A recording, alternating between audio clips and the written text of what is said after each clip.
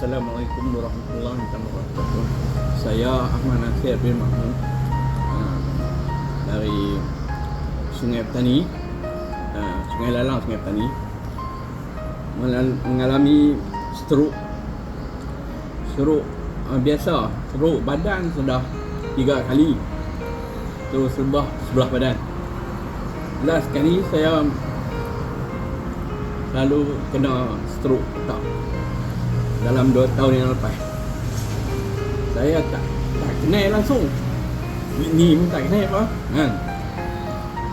Lepas tu saya amalkan produk macam kawan saya beli produk Power Plus dengan Power kan. Saya menggunakan produk ni hampir 2 tahun.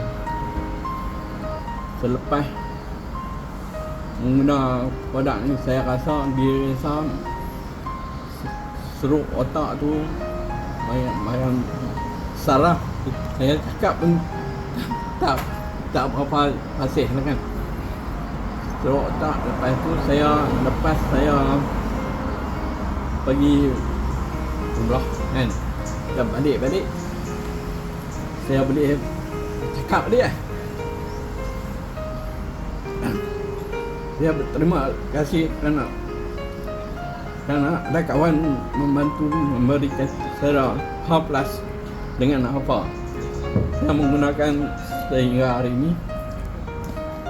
Dengan saya merasa lebih saya rasa lebih cergas dan boleh kena